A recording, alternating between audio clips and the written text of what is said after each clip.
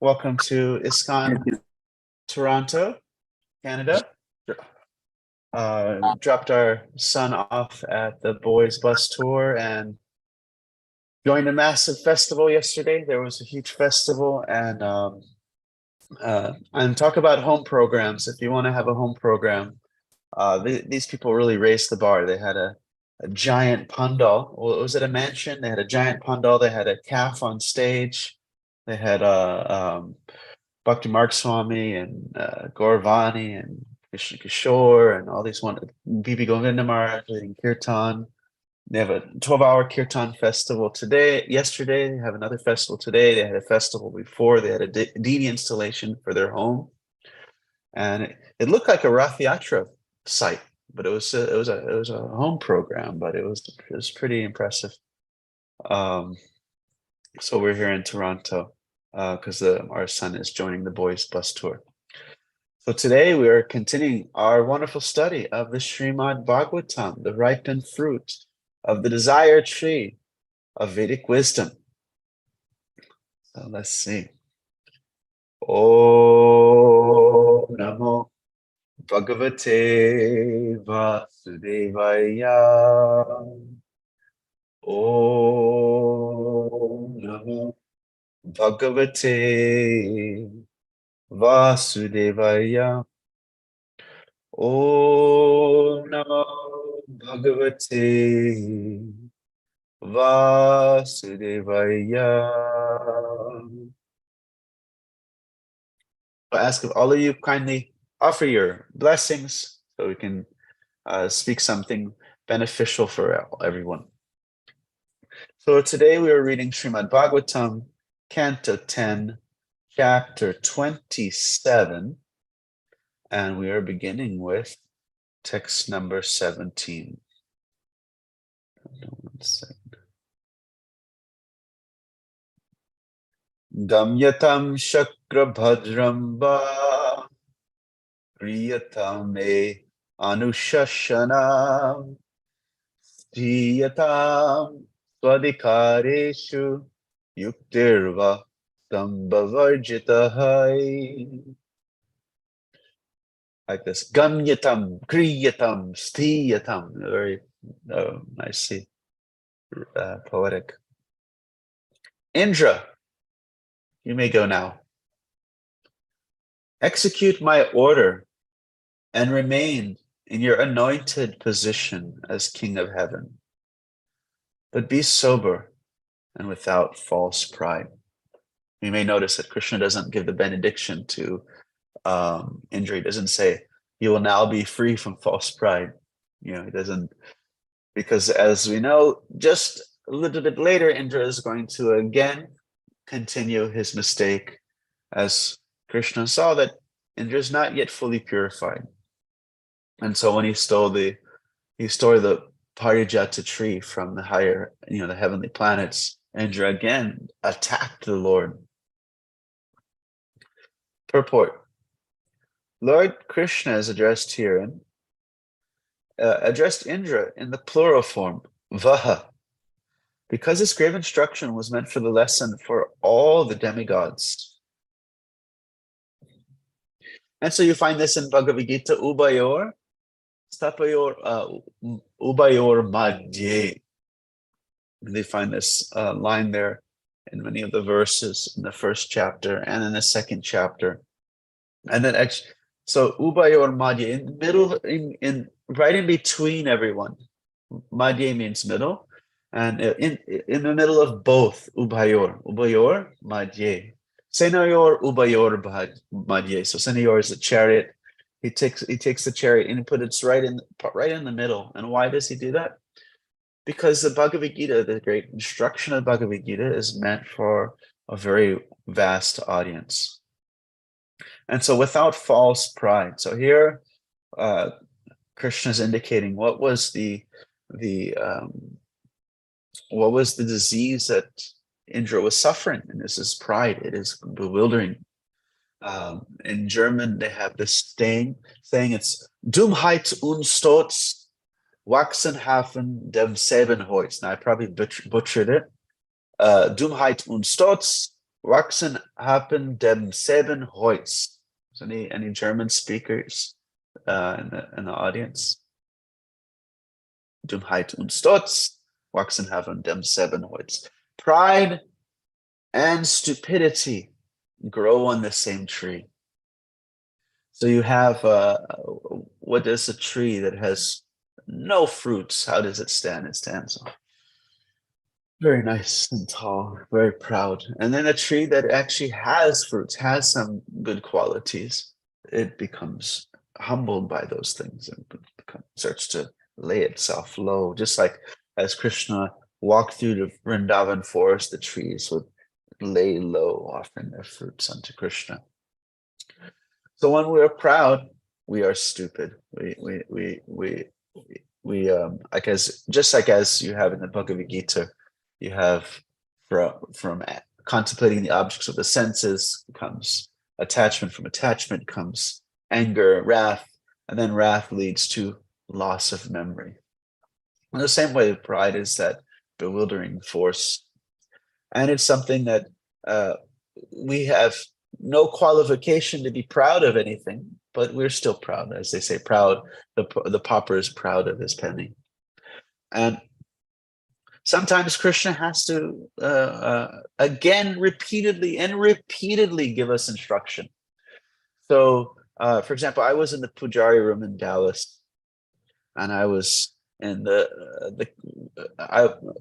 as usual, in a Kanishta mentality. Now, what is a Kanishta mentality? Get out of my way. It's just me and my Lord, all of you out. And also, it's just me and my Guru, me and my Lord. That's the Kanishta mentality. And so I was doing my Pujari service, wanting to be quick. And in my mind, I was thinking, I hope nobody doesn't interfere with the efficiency of this service. And so what I did, I always like to have this Guyam Seva going on, this the secret service, this always hearing about the philosophy of Krishna consciousness. So I had my headphones on. I was listening to my spiritual master, His Holiness Prahladananda Swami, speak. And so I was moving around doing the service, and I dropped a big, huge container of puff rice. It fell all over the floor. And that was, undesirable, not very fun thing to happen. Embarrassing also, especially if you're already like in a little bit of a grumpy mood. And so I paused the lecture, and I just started cleaning it all up, putting the container back, throwing away all this puff rice. And then I continued in my grumpy mentality. Look at Indra, like this is Indra. He's like continuing his impure consciousness, not getting a lesson.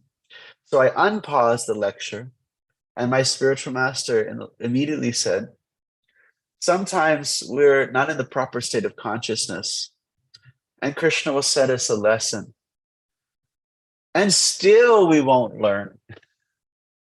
He said that, the instant I turned off turned it back on, and still we don't see that this is for the rectification of our consciousness. And so at that point I was like, okay, I give up. Stop this foolish mentality. So Krishna saying, do your duty, but be sober, without stubborn pride. And so imagine how humiliating this is, because Indra has to take help of Surabhi, or as Americans we say Surabi. It's a little bit of a catch-22. If you're a very senior devotee, if you've been practicing Krishna consciousness longer than anyone, chances are you mispronounce everything. Maybe Mathura or Surabi. And then if you're new, if you're like less, got less experience, then there's chances are that those pronunciations have been kind of clarified over time, and you get to hear know how people in India say it or such. So sometimes the most senior, most educated devotees are the ones who say, Mathura or Surabi, but it's Surabhi. There's no long line over the A. So Surabhi is taking help of this gentle creature. Now, I wonder if I could show you. We'll read the next verse, because we have 3 verses. Ataha Surabhir Krishnam Abhivandya Manasvini Swasanter Upamanchya Goparupinam Ishvaram. Mother Surabhi, along with her progeny, the cows. So the Swasantanai, she's accompanied by the cows of Vrindavan. So imagine, this is Indra's. He just tried to kill the cows of Vrindavan. He said, he told his clouds, go destroy their wealth, and their wealth is their cows. And so they're there behind Surabhi. Now Surabhi is this heavenly creature. She is from a place called Goloka, not Goloka Vrindavan, but actually Goloka in the higher planets. This is in what is called, what is it? I think it may be here in the verse. It's Swarga. And so this place is not Goloka of the eternal spiritual realm, but this is from the higher planets in this material universe. So she is the original cow, the original celestial cow, also known as Kamadenu. Mother Surabhi, along with her progeny, the cows, then offered her obeisances to Lord Krishna, respectfully requesting his attention. The gentle lady addressed the Supreme Personality of Godhead, who was present before her as a cowherd boy. Purport. The statement here is that the heavenly cow, Surabhi, approached Lord Krishna along with her progeny, Santanahi. It is a reference to the transcendental cows who play with Krishna, Lord Krishna in Vrindavan. So sometimes out of affection, those who are in the demigod positions, like you have Indra, you have Chandra. Chandra was observing that the Lord appeared in Surya's dynasty. Lord Ram was born at mid-noon, and so at mid-noon, and it was something else. Navami. He was born in this line coming from the sun god, and so the moon god was, I wish the Lord also appear in my dynasty. And so the Lord appeared at midnight as Lord Krishna. And sometimes, just out of affection, the moon god will feel, this. Sometimes he will forget, and he'll say, this wonderful Lord, he is from my family. He is from my family. And the moon god will feel like that. So similarly, this Surabhi, she's thinking that these cows, who are actually transcendental, these are her descendants, but they're actually eternal associates from the spiritual world. But she saw them out of this affection. She was just seeing them as her own children, because she is the original mother of all the other cows. Actually, Surabhi is also mother of, she is like a mother of horses and cows. Although the Lord Krishna's cows are transcendental, the heavenly cow Surabhi affectionately saw them. Indeed, Lord Krishna, as Lord Krishna herself did, as related to her. Since Lord Krishna was appearing in the form of a cowherd boy, the whole situation was quite congenial, and Surabhi took the opportunity offering the following prayers. So there is a special, if you type in Kamadenu, maybe somebody can, let me see, maybe I can get it on the board. But if you type in Kamadenu, you will see a very interesting creature. Because as you know, many of these celestial beings, they have very special forms. They don't, like even the lower celestial beings, like you have the Nagas. Let's see, join without video. Maybe I can get on no audio. Let's see. Got it. Maybe I could share it on the iPad. She comes in a special form. She has, when she appeared in Krishna's Leela, it didn't say that she had this form, but sometimes the demigods, they have various forms. And so it's described that she has a form with a woman's face, but a cow's body. And she has wings. Oh, there's someone shared a file. Maybe it would be nice to get it on the screen. I'll just look it up. She has bird wings that are multicolored. And then she has a kamadenu. She has a peacock feather tail. All right, so here's one picture. I will see if I can share my screen on the iPad. How do we spell her name? Well, in Hindi, they'll just take off the A at all. They say Surbi. A Kamadenu. If you want to Google the image that I'm talking about, you type in Kamadhenu. So maybe if somebody could share the screen here. Is it? Oh, it's sharing. Okay, so can you see this Kamadhenu? Here on the right, woman's face, chest, wings of a bird, multicolored, and a peacock's tail. Does everybody see that? Yep. Okay. Now, how many of you have heard of Barack Obama? There is a creature called Burak. Burak means lightning. And Burak is actually the name of this creature that took Muhammad to the seventh heaven. It is said it's called lightning because it can move, it can travel very far, as whatever distance it could see. With its next step, it could be at that distance. Now let's take a look. What does Burak look like? Okay. Anybody see this on the woman's face? Bird, wings of a bird, multicolored, peacock tail, peacock feather tail. Is that not actually the exact same thing? So this is Burak.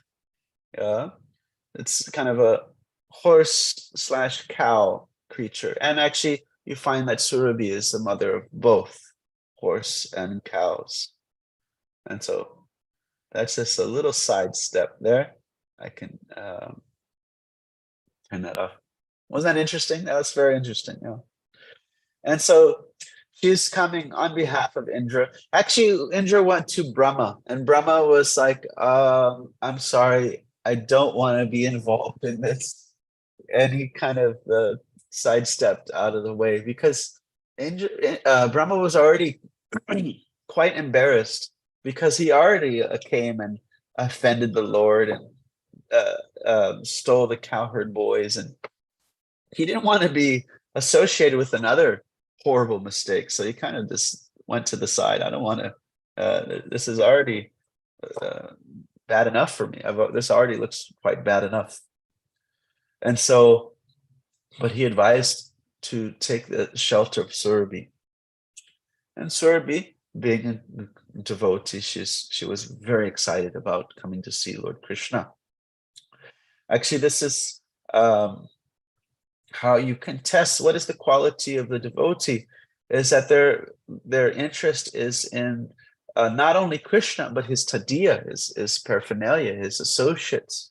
And so Indra, he was such an offender that he was trying to kill the associates of the Lord. Here's the next verse. Surabir Uvacha Krishna Krishna Mahayogin Vishatma Vishwa Sambhavaha Bhava Bhavata Lokanathena Sanata Vayam Achyuta.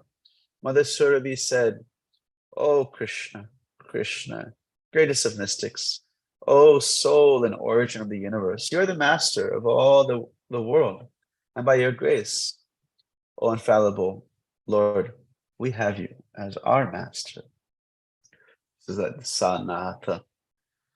Prabhupada walking on the beach in India. It was at Bombay.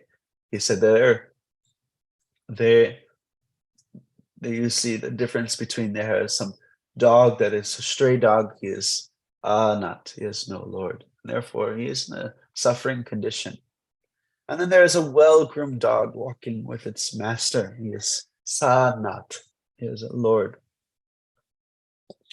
Therefore, he is in a happy position. Purport. Srila Vishnu Chakravarti Thakur points out here that Mother Surabhi is feeling great ecstasy as she repeats the words Krishna. Krishna. Krishna lifted Govardhan hill by his mystic power and thus protected the cows of Vrindavan, whereas her so-called master Indra had tried to kill them. Thus Surabhi now clearly understands that it's not the demigods, but rather the Supreme Lord Krishna who is the real master forever. Yes. So I will share just a little Surabhi story. There is all of you might have heard of the great sage what is it? Not Vishwambar, Vishwamitra. Yes, thank you. He was actually a great king, and he was traveling, conquering various lands. He was traveling with tens, actually hundreds of thousands of soldiers. He was traveling through the forest, and he came across a wonderful hermitage. This is the hermitage of the sage Vashishta. There were some sages that were living only on roots. Some were only living on dry leaves. Some were living only on water, and some were only living on air. It was like a beautiful celestial abode that the place had become so amazing by the presence of these sages. And so he was greatly welcomed by the sage Vashishta. They are sitting together and eating fruits, and Vashishta said, please let me, I see you have all these soldiers here. Let me serve them. Let me feed all of you. They were just eating some fruits together, talking very affectionately. And the king was, no, please. He didn't want to be served by the sage. He wanted to offer service to the sage. But then he saw that the only thing that would please the sage would be that if he partaked in a feast prepared by the sage. Yesterday, I was sitting with Bhakti Marg Swami, and we were waiting for him to get his plate. But he took a paratha, and he took a thing of curd. I thought he was going to eat it off of my plate, and then he was trying to put it in my mouth. He was trying to feed me. I was like, okay, what do I do? What do I do here? I just got to eat the curd with. And then again, he was trying to eat because his plate wasn't there, but he was trying to feed me with it. So like this, they're having this affectionate dealings, and king was bewildered. How will he feed? How will he cook for 100,000 soldiers? And he said, well, I have my Surabhi, my Kamadenu, Sabala. She's a mystical, wish-fulfilling cow. And so within a short moment, she produced a 30-course feast. Just imagine, you have your Hare Krishna delights, you have your gulab jamans, you have your pizza, you have your curd sabji, you have all the things that you like to see at a feast. So a massive feast was produced by her mystic abilities. And the king was very interested and attached to, wow, this is nice.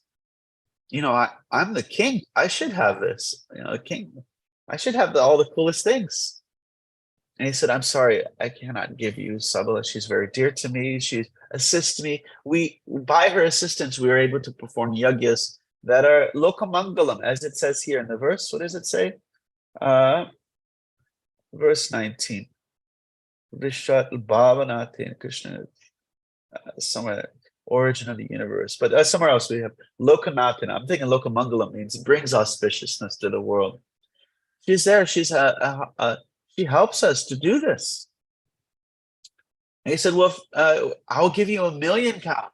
I'll give you a billion cows. Give me her. He said, no, I cannot part to her for anything. And Vasishtha, he was a great sage. He had no material interest. His only interest was his service. And so Vishwamitra, he said, well, if you don't give her, I will take her.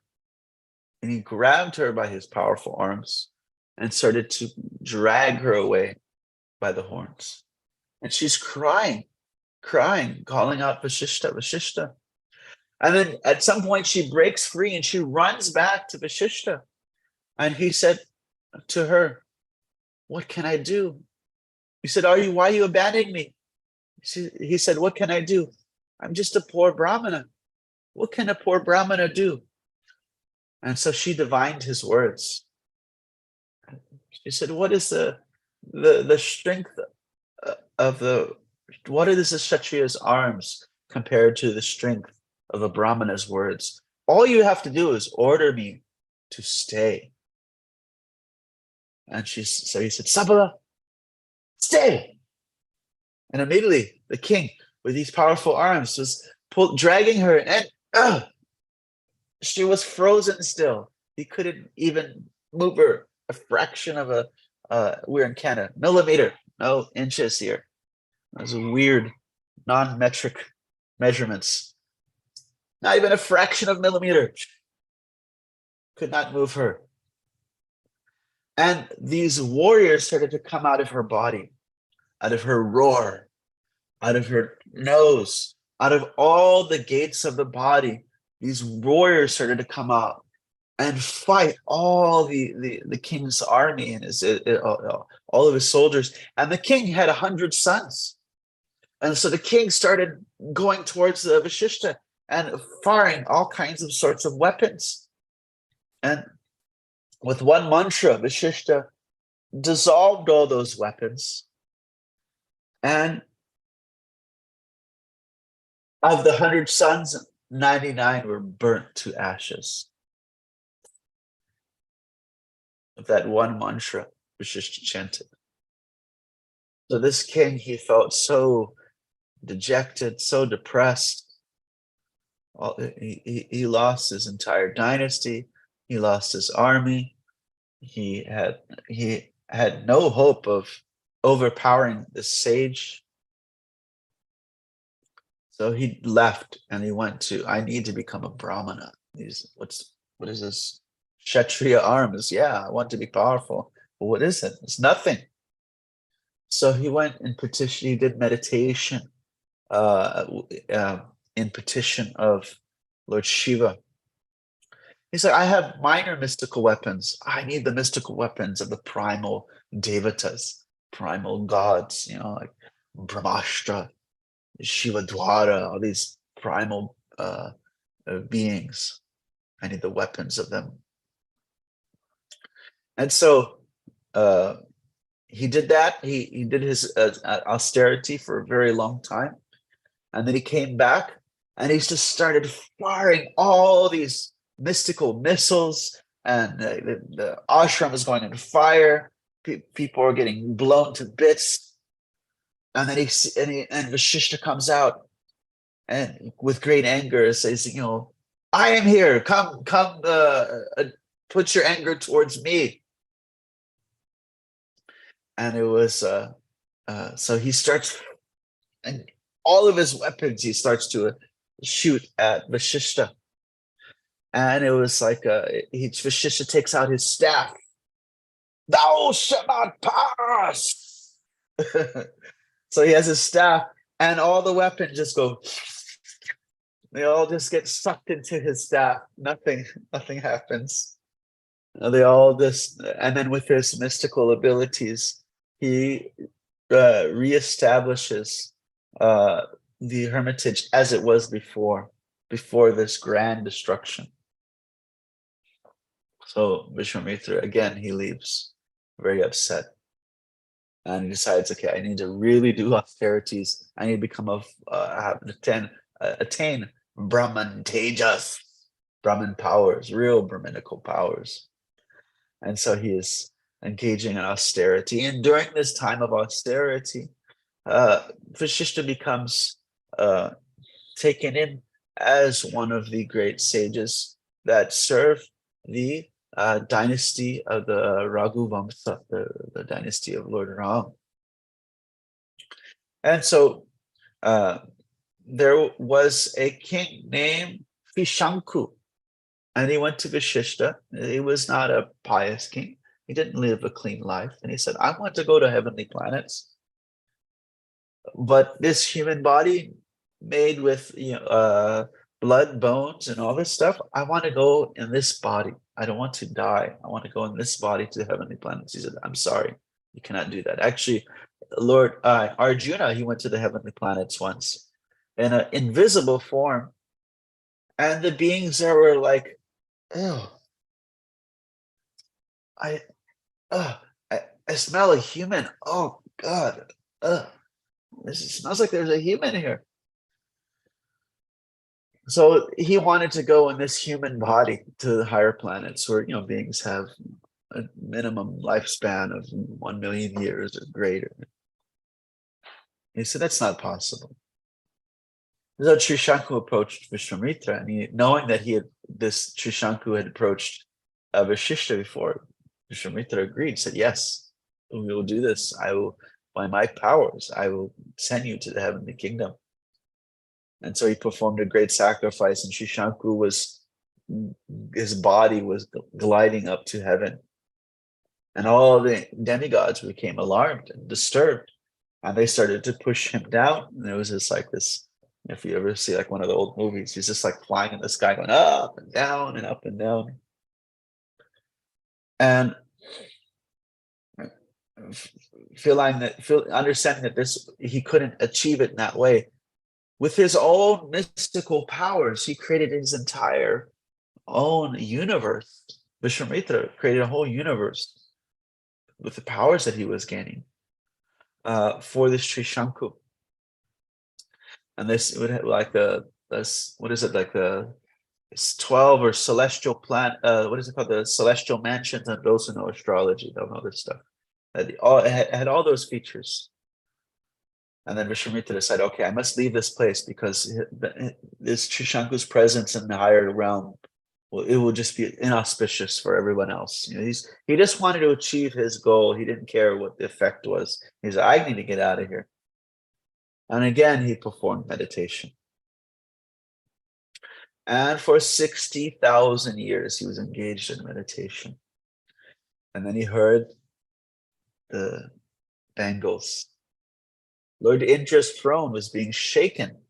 Lord Indra's throne was threatened by the presence of the intense austerity of Vishwamitra. So he decided, I don't want to lose my job. I don't want to lose this position. I must stop this austerity of Vishwamitra. And so he sent the heavenly damsel Menaka. And hearing the bangles. Now, why we say, what would the bangles have, could one of our brahmacharis go and shake some bangles in front of Vishwamitra and wake him up? No, there is a certain feminine Shakti that is there. That, because otherwise it was just sound. He didn't see a beautiful, he didn't even have his eyes open. He was engaged in meditation, but there was a powerful feminine Shakti that drove him with a great deep kama, a great deep desire and attraction. So he immediately was one, and especially opened his eyes. There's what are these different arrows of Cupid: sight, smell, taste, touch. And so he lost. This austerities it's not like, as Krishna says in Bhagavad Gita, anything you do, there's no loss. If you don't complete it, there's full loss. And so he got in a relationship with Menaka. They had a child named Shakuntala, she was a famous, like we have Marilyn Monroe in the Vedas, she was the celestial beauty of the Vedas. And again, so he restarted his austerities, again in 60,000 years. And then Indra sent another demigoddess to come, not demigoddess, a celestial, like a maiden to come. And this time he opened his eyes and he burned her to ashes. So again, he wasted his austerities. First time he fell due to lust. Now he fell due to anger. And it was actually after the next completion of austerities, he realized that actually he had to give up his envy and practice forgiveness and give up this hatred to actually become like a Brahmana. This was you find this forgiving quality here of Dhruvi herself. She said she's accompanied by the associates, the Krishna's cows. And so these are the cows that Indra just tried to kill. But as soon as their master had forgiven, they forgive. This is the nature of these great associates. Krishna, he will give, he's very particular. If his devotee is not behaving, he will give punishment. Not one, but he is not cruel. He will give the perfect amount, not one step too far, not one step too less. It's never any sense of cruelty. But as soon as the devotee is very repentant, he is not very particular. He's particular about the mistakes, but he's not particular about the repentance. As if there's sincere repentance, he immediately grants it. And then his devotees also grant this forgiveness, as like Ambarish Maharaj, he fully forgave. Or even Ram, he had forgiven this creature who was biting Sita in front of his presence. And she immediately also, following that mood of Ram, immediately forgave. And so this here you have the survey. So this Vishwamitra, he after 180,000 years, he achieved this Brahman platform, this Brahmana. In ISKCON, you just practice 2 years, you can become Brahmana, but yeah, so very easy now. But previously, 180,000 years, you can live a little bit of struggle. You can struggle, and now you can do some pujari service, do some weddings, etc. So this is a little bit here. Maybe I can stop here, ask if there's some reflections or comments or questions.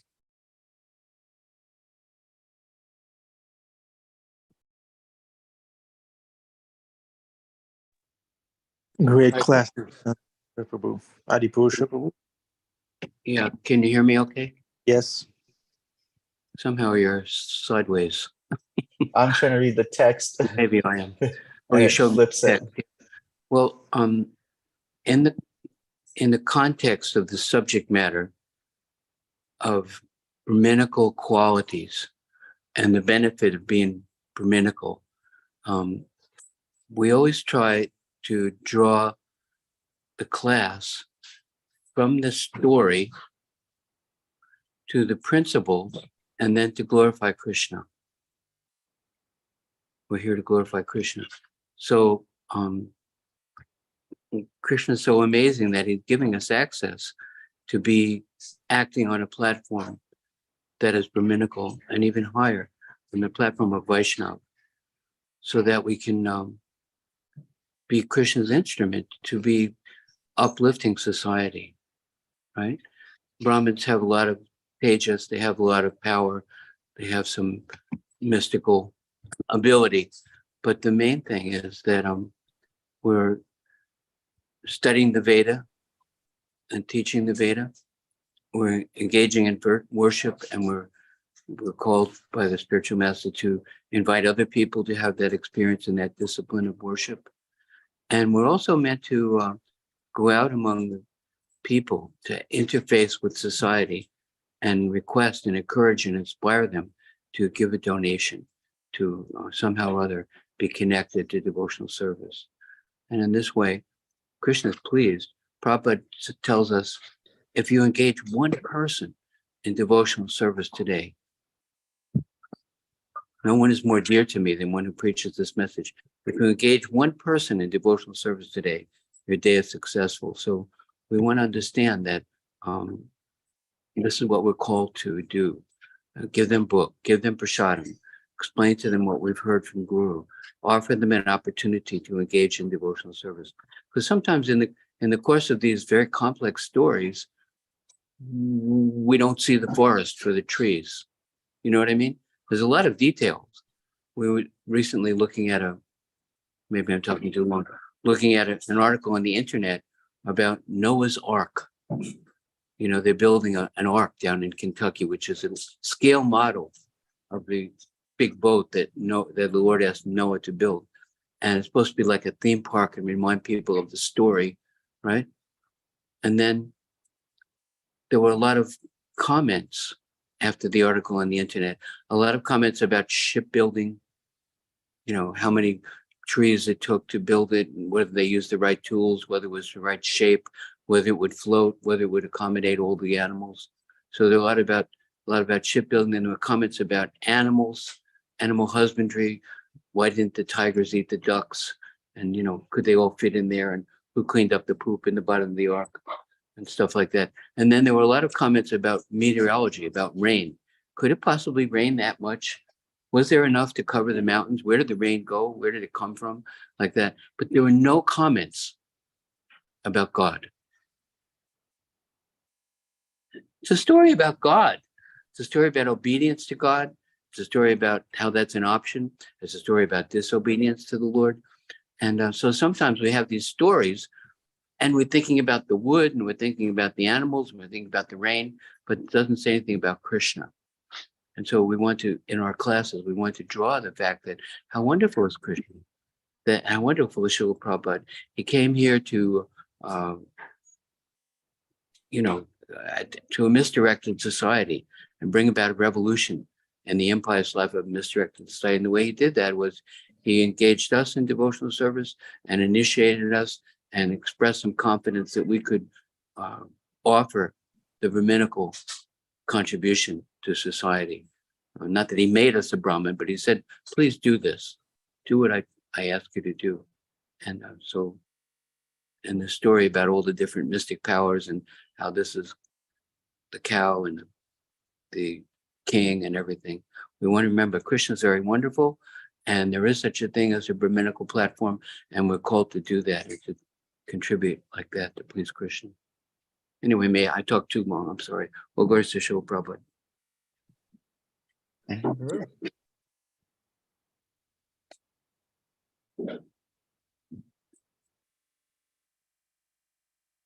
Any other reflections? Any?